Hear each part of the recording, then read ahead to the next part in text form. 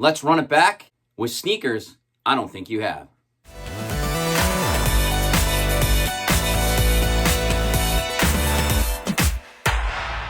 Welcome back to the channel, and if you haven't already, why don't you hit that subscribe button.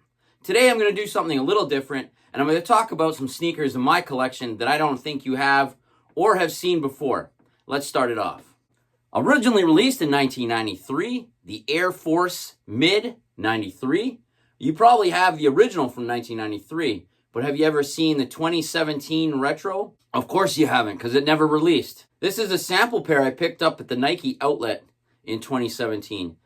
There was supposed to be a retro release of this original colorway plus 3 other new colorways within the collection, and all of them got scrapped for some reason. This retro is a size 9 sample. I don't know why this was scrapped, because this is actually a pretty good model with a pretty good shape to it. It does have some cheap synthetic leather on the upper, but everything looks like it should to the 1993 pair, even down to the tongue where it says engineered to the exact specification of championship athletes. Players in 1993 who did wear this shoe, players such as Penny Hardaway, Horace Grant, and Steve Kerr, and a bunch of other Nike non-contract athletes at the time. Another shoe I don't think you have in this condition is a dead stock pair of 1984 Nike All Quarts with the canvas upper, completely dead stock.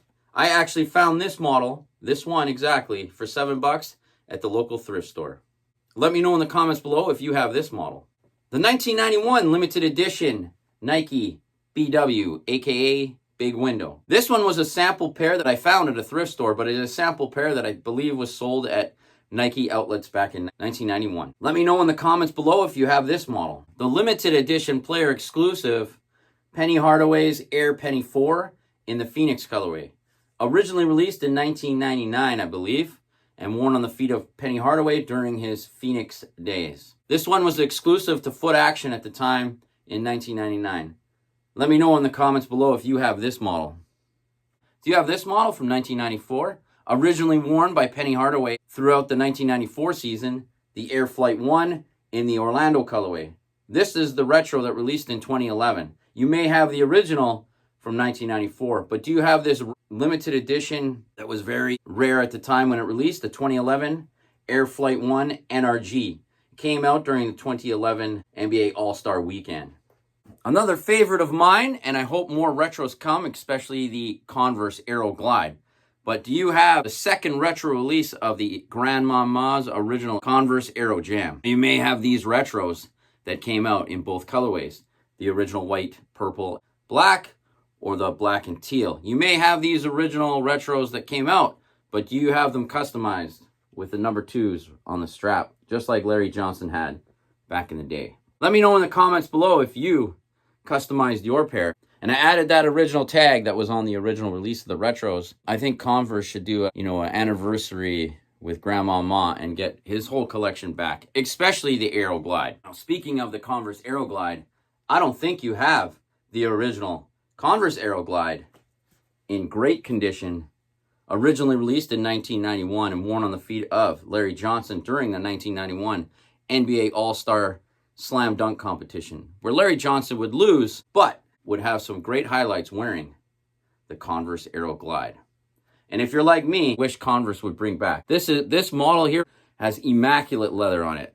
The plastic wings on the side, very reminiscent of the Air Jordan 4. Battle armored lace cover there, looks really sweet with the Aero logo and the Cons logo on the tongue. What a great model that should have a retro release. Converse, if you hear me, bring back the Converse Aero Glide. Look at that Kevlar here. It says Kevlar across the side. It's a pretty cool shoe, pretty cool design. Let me know in the comments below if you have the Converse Aero Glide. How about the Nike 1992 Air Raid 2 in wearable condition? I could still wear this model. It may not last long, but it is still wearable, never sole swapped or changed around. Thank you to my good friend Kurt for letting me buy these off him, as he had them stuffed under his bed for a very long time. Now, Nike, can we please get a retro release of the Air Raid 2? How about the original 1996 Air Jordan 11 LE in kid size, baby? I don't think you have this one in your collection. Let me know in the comments below. How about some baby Nikes, which teaches you which shoe is your left and which shoe is your right. This one is a training shoe for young kids in the late 80s to learn how to tie their shoes.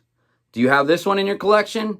Let me know in the comments below. We're getting down to the shoes that I definitely don't think you have. Here is a 1999 sample of the Air Jordan 14. This is very different than the one that actually released. This is a kid size 12, found at a local store here under their sample section. This is a sample that was never released. If you could see the difference in colors, the difference, it says sales sample. I don't know if you could see it, but it says sales sample there, 1999. And this shoe has never been worn or tried on. Let me know in the comments below if you have this pair of samples or not. How about Bo Jackson's 2010 retro of the Nike Trainer SC2 in the white, gray, and blue colorway? This is very reminiscent of the original, but the blue color and the black tongue was switched. But this shoe was very limited when released and only available at certain retailers. Let me know in the comments below if you have or seen this model for the Air Trainer SC2. How about an original pair of 1991 Air Trainer Max 91 in kid size? You probably have the original in either men's sizes, but have you seen the kids version? The kids version came with a different style tongue that said Air cross training across and didn't come with the strap crossing over the midfoot. Let me know in the comments below if you have or seen this model before. Okay, you may have these shoes in your collection, but do you have the full family size run? The 1989 Air Jordan 4 Fire Red in men's sizes, in kid sizes, and baby size. Let me know in the comments below if you have the full set in your collection. The Nike Air Trainer TW dead stock in size 4. Let me know in the comments below if you have this model in your collection. The full family size run of the Air Challenge Pro, the takedown model to the Tech Challenge 3. Let me know in the comments below if you have the baby, the men's, and the kid size in your collection. We are down to the final two shoes in my collection that I don't think you have.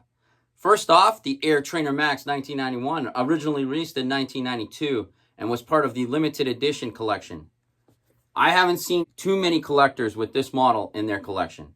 Let me know in the comments below if you have or seen this model. I know of one other collector who has this model in their collection. Last but not least, the shoe I don't think you have in your collection is the limited edition 1992 Nike Airtech Challenge 4, worn on the feet of Andre Agassi in the white, black, limited edition colorway. Honorable mention, you may not have in your collection, the retro release of the Airtech Challenge 4. Hopefully Nike will bring these two models back out of the archives for us to enjoy again. Now I know that's a little bit different today. I'm waiting on my Nike 180s to be delivered, and when I get those, I will do a review. Let me know in the comments below if you enjoyed that little video today. And until next time, peace.